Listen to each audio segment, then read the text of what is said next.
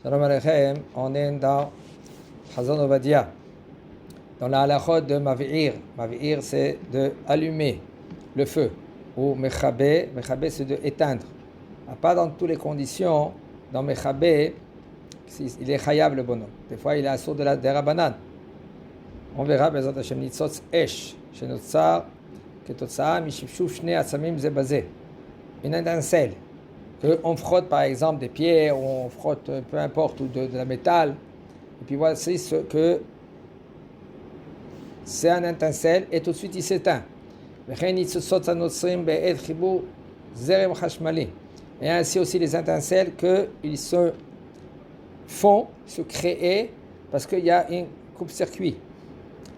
En ba'en isur avara. Ça ne s'appelle pas de allumer. Il n'y a pas de isur allumé. C'est peut-être Issour Midarabanan, Aval Assouri Midarabanan Mishum Shemoli Davar Hadash. C'est ça, Assour de Rabanan. Pourquoi? Parce que tu créais quelque chose nouveau. Ça s'appelle Molid. C'est Issour de Rabanan. Tolada. Il y a beaucoup de fois qu'il y a des Issour de Rabanan dans ce domaine-là de Molid. Comme il y en a qui veulent dire que si maintenant tu as pris de l'eau et tu l'as mis dans le congèle, et en fin de compte, tu fais des glaces, il y en a qui veulent dire que ils sont molides. Pour nous, les séparades, il n'y a pas de issour dans cela. De mettre des glaçons dans le congèle, tu veux faire une glace. Shabbat, il n'y a aucun problème. Shabbat, même, tu fais la glace. Tu prépares la glace, tu mets dans le congèle. On ne peut pas maintenant que tu prends avec des œufs, tu avec un mixeur. Mixeur, c'est électricité. Mais si par exemple, tu prends avec de l'œuf comme ça et tu fais comme ça. La katsefet par exemple. Ouais. Katsefet, ça veut dire c'est de la chantilly. Non, doucement, c'est faisable, c'est moutard. La mayonnaise aussi. Hein. Oh, la mayonnaise, oui. La mayonnaise, c'est moutard. Tu vas faire la moutard. Mais tu ne vas pas faire maintenant vite, comme d'habitude, parce que ça va dire déchol. Alors tu vas le faire cela doucement. Et là, c'est moutard de faire la mayonnaise aussi Shabbat. Il nous dit le Rav, on mikol makom. Beged synthéti, si c'est un habit qui est en synthétique. Chez Béchat et Vishato, et quand tu t'habilles, par exemple dans un endroit qu'il est obscurité, qu'est-ce qui se passe? Il sort de l'habit des fois des étincelles statiques. Moutard, tu peux le mettre et l'enlever Shabbat. Il n'y a aucun problème. Pourquoi? Parce que et là, ça s'appelle psychréché, de l'onichale. Un psychréché, c'est qu'il est sur des rabanan, mais c'est sûr qu'il y aura des étincelles, et tu ne veux pas cela. Quand c'est, regardez, si il est sur des rabanan, tu fais des étincelles. Tu ne veux pas cela. De l'onichale. Même que c'est psychréché, ça veut dire que même que ça se fait c'est sûr que ça va se faire, quand même, ça sera moutard. Nous, les séfarades, les Ashkenazim sont mahmirim dans cela. Da'at maran hashulchan aruch, le'akel baiser. De être moins rigoureux dans cela. Pourquoi? Parce que tu ne veux pas qu'il y ait des étincelles. Et c'est un issur des rabanan. Ner adoleg bebait, umunach acharei adelet ou achalon. Si maintenant il y a une bougie, c'est très fréquent quand par exemple les bougies de Shabbat. Il y en a qui veulent mettre les bougies au Hanouka. On a l'habitude d'allumer les bougies de Hanouka à côté de la porte. Dans les ditfahim, c'est combien de ditfahim? 80 cm. Et il a allumé, on parle de la flamme elle-même. Elle doit être dans les 80 cm. Et lui, il le met à côté de la porte. Si ce n'est pas dans une boîte en verre, eh ben, qu'est-ce qui se passe? C'est sûr que quand tu vas ouvrir la porte, qu'est-ce qui se passe? Tu vas abiver. Et là, ça prend la flamme, ou tu allumes, ou tu l'éteins. Allumer, c'est tu vas abiver le feu, tu prends un peu plus de l'huile, et là, la mèche elle va grandir. Ou tu vas l'éteindre. Ça, c'est pas bien de faire ainsi. Alors maintenant, si c'est une bougie qui est derrière la porte, ou derrière une fenêtre, assour liftoach et adelet kenegdo b'sha'a shenoshevet haruach. Assour de ouvrir la porte ou la fenêtre si par exemple c'est sûr qu'il y aura un courant d'air. De peur que maintenant, quand tu vas éteindre la bougie, okay, quand tu vas, excusez-moi, ouvrir la fenêtre ou la porte, la bougie va s'éteindre parce qu'il y a que c'est sûr et certain qu'il y a de l'air. L'air il passe. Tu ouvres la fenêtre, ça va s'éteindre. Et de quoi il s'agit? Quand la bougie elle est proche de la fenêtre ou de la porte. דווקא כשהנר קרוב אל הדלת באופן שהרוח עלולה לכבותו. אבל אם הוא רחוק מהדלת מותר. Si par exemple la bougie elle est loin de la porte ou loin de la fenêtre, il n'y a aucun risque. Même que maintenant tu ouvres la fenêtre ou tu ouvres la porte, כן? ואף אם פתיחת הדלת תגרום לעלייה וירידה של הלהבה, même que maintenant quand tu vas ouvrir, des fois quand tu ouvres la porte ou la fenêtre, des fois avec la mèche, qu'est-ce qu'elle va faire? Elle va augmenter un peu. Im en sham el shinui betsurat alehava, c'est mutar. Si maintenant, rien que la mèche, elle grandit un tout petit peu, alors il y a aucun problème, ça sera mutar. Im lo noshevet ruach klal, mutar liftor tadel. Si maintenant, okay, la porte, quand tu vas l'ouvrir, il n'y aura pas de vent, il n'y a pas de courant d'air. On est en été. Alors, il dit le Rav, et on ne craint pas que maintenant, on parle de situation que c'est sûr qu'il n'y a pas de vent. Tu ouvres la porte gentiment, il n'y a pas de vent. Tu ouvres la fenêtre, il n'y a pas de vent. Alors il n'y a aucun problème. Pourquoi? Parce que tu es en été. Et ne crains pas maintenant que c'est sûr que quelques minutes après, il y aura un coup de vent. C'est pas ton problème. S'il n'y a pas de vent maintenant, il n'y a pas Ruach Metsuya, c'est pas de vent qu'il est fréquent. Okay? Même si maintenant il va venir après le vent, il va éteindre, quand même, c'est pas assourd, tu peux mettre ta bougie d'une façon qu'elle est loin de la porte ou loin de la fenêtre. כי אם יפתחנה בבת אחת יש לחוש שעצם הפתיחה תגרום למשב רוח חזק עלול לכבות את הנר, וכן יש להיזהר בזה אם די לא רב, ואם לא נושבת רוח כלל מותר לפתוח את הדלת, ולחוש שמה באותו רגע תתחיל לנשוב הרוח, אלא שיש להיזהר, rien qu'il faut faire attention, לפתוח את הרוח, את הדלת לאט לאט ומנחת, rien que tu ouvres la porte doucement doucement. C'est pas même que des fois que tu dis voilà, il n'y a pas de vent, il n'y a rien du tout, mais le fait que tu vas ouvrir la porte vite, qu'est-ce qui se passe? Tu peux éteindre la bougie. En fin de compte, tu as causé le vent. כי אם נפתחנה בבת אחת, יש לרוש שבעצם הפתיחה תגרום למשב רוח חזקה, העלול לכבות את הנר. וכן יש להיזהר בזה בשעה שסוגר את הדלת. Ainsi aussi, tu dois faire attention quand tu ouvres ou tu fermes la porte. Ouvrir la porte et fermer la porte. Tu dois faire très attention, comme on a dit, des bougies de Hanouka. C'est bien et c'est conseillé de mettre comme un sorte d'un aquarium.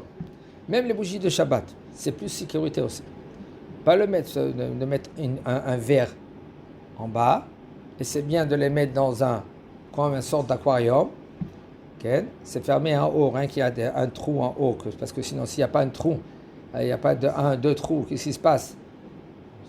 Ça va s'éteindre, exactement, il n'y a pas de l'oxygène, puisqu'il n'y a pas de l'oxygène, ça s'éteint. Alors qu'est-ce qu'ils font? Et ça se vend ici, regardez ici, des vitrines, c'est des sortes de vitrines. Okay? Fait en bois en haut, fait en bas en bois en bas, c'est vrai que le décor, mais en haut et en bas, c'est du verre. Et avec des portes en verre, tu mets tes bougies, tu allumes, après que tu as allumé, tu refermes. Et là, il n'y a aucun problème. Personne maintenant, il y a un problème de sécurité. Il y a quelqu'un que lui qui a inventé quelque chose autre chose. Qu'est-ce qu'il a inventé? Vous savez, selon la halakha, même d'après Maran de Shulchan Aruch, de mettre les bougies sur la table. Pourquoi? Parce qu'il faut allumer les bougies où tu manges.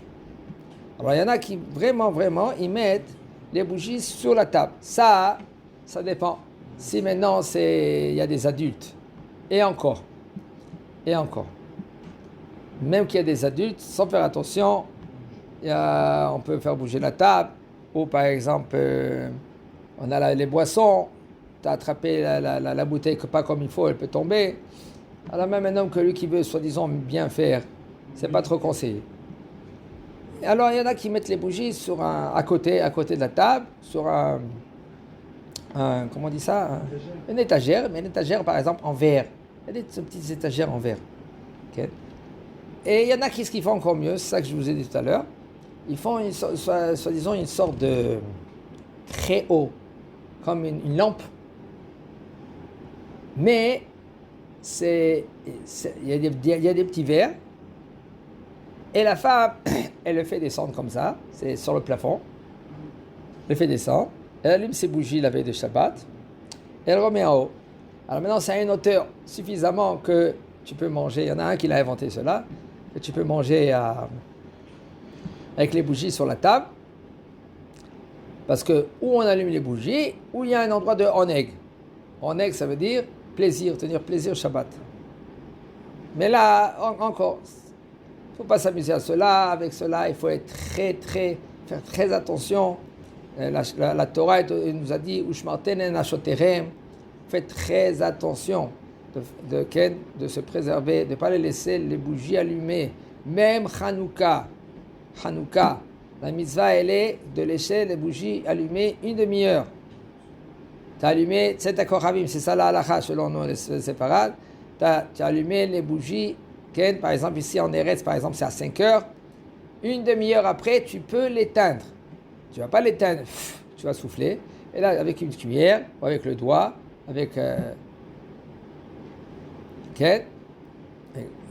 morceau de bois, des fois même avec un petit carton, là, comme ça, tu étouffes le feu, pas tu souffles. Pourquoi? C'est pas bien. Ki ner nishmat adam. La bougie, elle est considérée comme la neshama. Et si tu éteins avec un souffle, c'est mishmor, tu éteins les neshamot, c'est pas bien. Comme s'il parle. Comment? Comme s'il parle, qu'il parle, il est un neshama. C'est pas bien. C'est parce que c'est un neshama. S'il souffle. Par exemple, les gâteaux d'anniversaire, ils mettent des bougies. Le bonhomme, il a 15 ans. Ils vont mettre maintenant 15 bougies. À la fin, il dit souffle. C'est pas bien. C'est pas conseillé. Tu veux souffler, tu veux éteindre les bougies, tu éteins avec des cuillères. Ok? Les cuillères à l'envers, comme ça. Tu éteins. Ou avec la main. Okay, avec la main. Mais je crois que ça va prendre beaucoup de temps pour éteindre avec la main. Peut-être avec, tu tapes comme ça, tu peux éteindre avec la main. Peut-être. Ouais, mais tu peux sans faire attention enlever le moitié de gâteau, tu le jettes aussi. Okay? Alors il faut ushmarten anoshatecha. Alors ça veut dire que puisque tu as allumé les bougies de Hanouka ou les bougies de Shabbat, tu es invité, tu allumes chez toi parce que tu vas rentrer chez toi à la maison. Alors, il faut savoir qu'on peut allumer chez soi à la maison et c'est bien d'allumer chez soi à la maison même que tu es invité à côté. Mais il faut que tu mets suffisamment de l'huile, je parle de Shabbat, que quand tu vas rentrer chez toi à la maison, tu vas profiter de la bougie. Sinon c'est bracha levatala. Bracha en vain. Tu as fait la bracha, c'est en vain. Il faut que quand tu as fini le repas chez ton ami, okay, eh ben, tu rentres chez toi à la maison, tu tiens profit. Oui, mais c'est pas trop évident dans cela. Tu laisses tes bougies allumées dans un appartement qu'il n'y a personne. C'est pas conseillé. Pas conseillé. Et si on dort chez quelqu'un, on peut allumer les bougies. Oh, si tu dors chez quelqu'un, ça dépend. Si tu dors chez quelqu'un, okay, ça dépend. Si on te donne par exemple une chambre, de quoi il s'agit? Si la chambre maintenant elle est à toi et personne ne va rentrer dans la chambre. S'ils veulent rentrer, ils toquent. Sans ta permission, ils ne rentrent pas. Alors, tu peux allumer les bougies dedans. Ah ben, si c'est une chambre qu'elle est à la maison, elle appartient à la maison, et dans tous les cas, tu n'es pas là-bas ou tu es là-bas et ils rentrent. Alors là, tu dois allumer les bougies avec le propriétaire. On parle de la femme, pas l'homme. Un homme, lui, il n'a pas besoin. Un homme, lui, il mange chez quelqu'un, il est habité chez quelqu'un. Alors, on parle d'une femme mariée. Une femme mariée qu'elle doit allumer les bougies chez elle à la maison. Elle est invitée chez sa mère ou chez sa belle-mère. Eh bien, elle va allumer les bougies avec la maman qu'elle se trouve sur place. Qu'est-ce qu'elle fait la maman? Elle va préparer des bougies pour elle et pour l'inviter. Et elle lui donne des allumettes ou un briquet. Elle va faire la bracha. Elle dit, écoute, je pense à te rendre quitte. Elle n'a pas le droit de faire la bracha. C'est bracha levatala. Elle pense à rendre quitte. Elle fait la bracha, elle pense à rendre quitte. Elle répond Amen. Elle dit pas Baruch Hu Baruch Shemo. Et après, elle allume. Et c'est bon. Elle fait même une petite prière, une petite fila après. Chazak Baruch.